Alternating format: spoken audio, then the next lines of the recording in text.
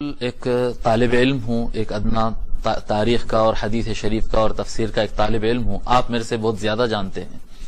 آپ جانتے ہیں کہ تاریخ میں کیا ہوا، کیسا ہوا، کس نے ظلم کیا، ظلم کا آغاز کہاں سے ہوا. یقیناً یزید کو برا بھلا کہا جاتا ہے اور یزید بہت زیادہ برا تھا، اور جتنا وہ برا تھا ہم اس کو جتنا بھی برا کہہ لیں اتنا برا ہم نہیں کہہ سکتے جتنا وہ برا تھا. وہ بہت زیادہ برا تھا. لیکن کیا برائی یزید سے شروع ہوئی؟ کیا غلطیاں صرف یزید سے شروع ہوئی؟ میں سارے علماء سے یہ کہنا چاہتا ہوں کہ آپ کے سامنے تاریخ ہے، آپ کے سامنے احادیث ہے. یزید اگر شراب پیتا تھا تو وہ اس کا شراب کا پینے کا سلسلہ شروع کہاں سے ہوا؟ اگر یزید اہل بیت کو گالی دیتا تھا، اہل بیت کو قتل کرتا تھا، تو یہ قتل کے منصوبے شروع کہاں سے ہوئے؟ یہ گالی دینا شروع کہاں سے ہوا؟ یہ اچانک کیا یہ کیونکہ زمانہ تابعین کا زمانہ تھا، کوئی دور کا زمانہ تو تھا نہیں، تو یہ اچانک امام حسین یعنی سارے کے سارے نیک اور متقی تھے خلفائے راشدین کے زمانے میں، پھر امیر معاویہ کے زمانے میں، اور سارے 50 55 60 سال، یہ 60 سال پورا ایک دم متقیوں کا تھا.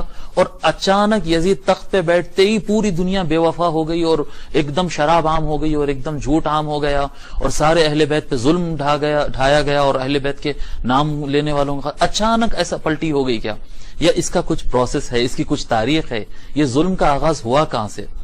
دیکھیے، یہ لوگ عام طور پہ یہ کہیں گے کہ نہیں، یہ مسائل کو نہیں اٹھانا چاہیے، نہیں کہنا چاہیے. نہیں بھائی صاحب، کہنا چاہیے.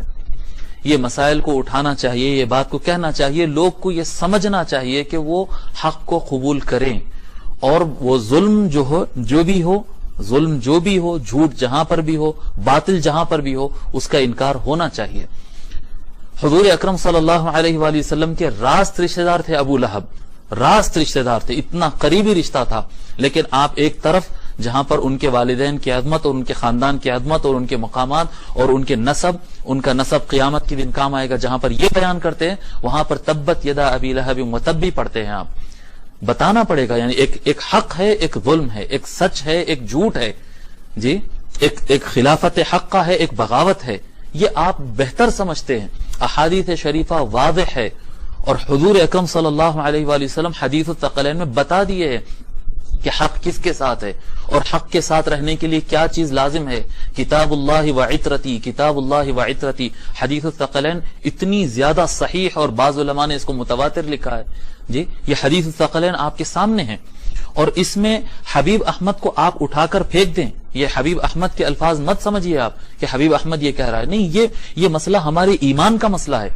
یہ مسئلہ ہماری دنیا میں ایمان اور آخرت میں اللہ کی تعالیٰ کے سامنے کھڑے ہونے کا مسئلہ ہے. حضور اکرم صلی اللہ علیہ وآلہ وسلم حق کو اہل بیت اور ان میں خاص طور پر پنج تن پاک حضور صلی اللہ علیہ وسلم، مولا علی، سیدہ فاطمہ، امام حسن، امام حسین کے ساتھ ہونے میں بیان فرمایا. جو مولا علی کے مخالف رہے ہوں، جو امام حسن پر ظلم کیے ہوں، جو امام حسین پر ظلم کیے ہوں، اگر ہم ان کو بھی بچاتے ہوئے چلے، یعنی ہم حق کو بھی راضی رکھنا چاہتے ہیں، باطل کو بھی راضی رکھنا چاہتے ہیں. جی، ہم جو امام مولا علی کے خلاف جو سازشیں کریں، جو ان کے اوپر ستم ڈھائے، امت مسلمہ میں درار ڈال دیے، فساد ڈال دیے، ہم ان کو بھی لے کے چلنا چاہتے ہیں کہ مولا علی بھی خوش رہے، دشمن مولا علی بھی خوش رہے، اہل بیت بھی خوش رہے، دشمن اہل بیت بھی خوش رہے، اور سب کو جو ہے ہم ایک ساتھ رضی اللہ عنہم کے ایک بڑی بریکٹ ہم بنائیں گے، سب کو رضی اللہ عنہم بول کر لے کے چلیں گے. میرے محترم بزرگوں اور دوستو، یہ نظام یہ نہیں چلنے والا ہی ہے. یہ نہیں، ایک ہی برتن کے اندر ایک خوشبودار اور بدبودار دونوں کو ہم جمع کر دیں گے، یہ نہیں ہو سکتا. یہ، اور آپ میرے سے بہتر جان سکتے ہیں، یہ مسئلہ میرا نہیں ہے. آپ حبیب احمد کی اس بات کو سنیں اور چھوڑ دیں حبیب احمد کو. حبیب احمد کی بات نہیں، میں سب سے کہہ رہا ہوں. یہ میں خاص طور پر بریلی شریف کے جتنے بریلی شریف کی طرف اپنے آپ کو منسوب کرنے والے رضوی علماء کرامی ہیں، میں ان سے کہنا چاہ رہا ہوں. میں جامعہ اشرفیہ کے علماء سے کہنا چاہ رہا ہوں، دارالعلوم دیوبند کے فارغین سے کہنا چاہ رہا ہوں، دارالعلوم ندوۃ العلماء کے فارغین سے کہنا چاہ رہا ہوں. میں جامعہ نظامیہ کے فارغین سے کہنا چاہ رہا ہوں، جامعہ اشرفیہ کے سارے جامعات کے اور دینی مدارس کے علماء جو بیان کرتے ہیں، میں ان سے کہنا چاہ رہا ہوں، آپ حق کو حق کہیں گے اور باطل کو باطل نہیں کہیں گے. حق کو قوت کے ساتھ حق کہیں گے اور باطل کو نرمی کے ساتھ وہ بھی اچھے تھے کہیں گے. نہیں، ایسا نہیں ہو سکتا، ایسا نہیں ہو سکتا. آپ جب خطاب کریں گے، جب تحقیق کریں گے، جب بیان کریں گے، آپ اس بات کو سمجھ لینا چاہیے، یاد ذہن میں رکھ لینا چاہیے. اللہ تبارک و تعالی فرمایا وَلَا تَرْكَنُوا إِلَى الَّذِينَ ظَلَمُوا فَتَمَسَّكُمُ النَّارُ. اللہ تبارک و تعالی فرما رہا ہے کہ تم جو لوگ ظلم کیے ان کی طرف اپنا جھکاؤ مت رکھو.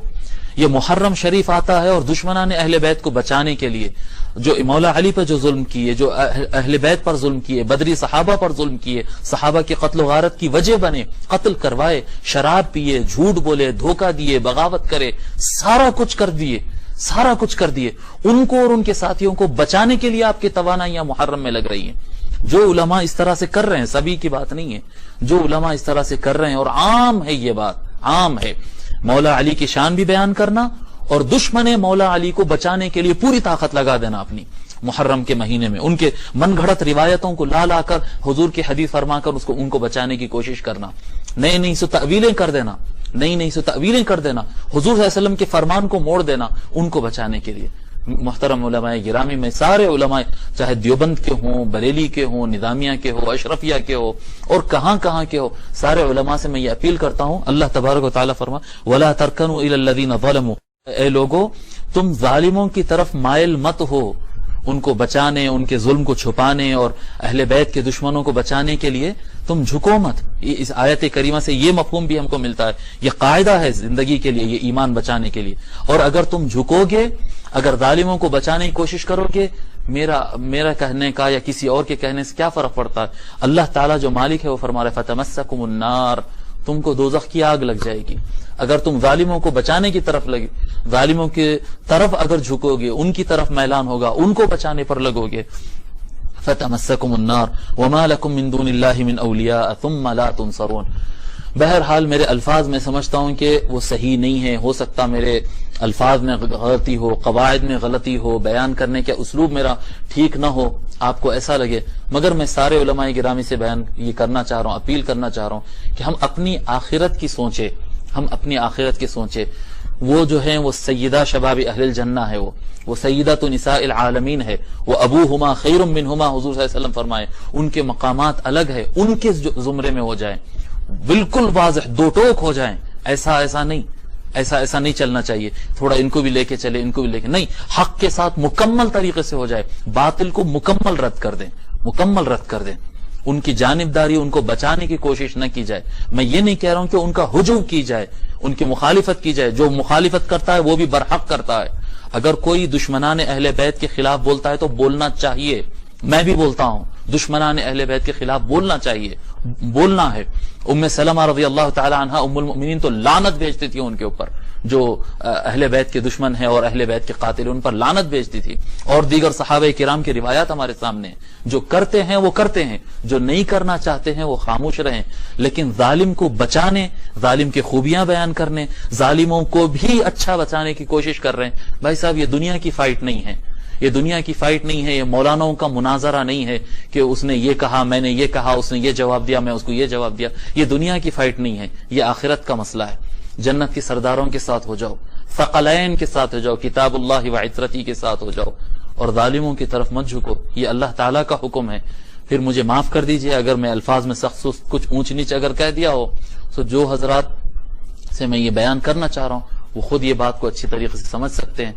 اللہ تبارک و تعالی ہم کو صحیح راہ پہ چلنے، حق کو دیکھنے، حق کو سمجھنے، حق کو اپنانے کی توفیق عنایت فرمائے۔ السلام علیکم ورحمۃ اللہ۔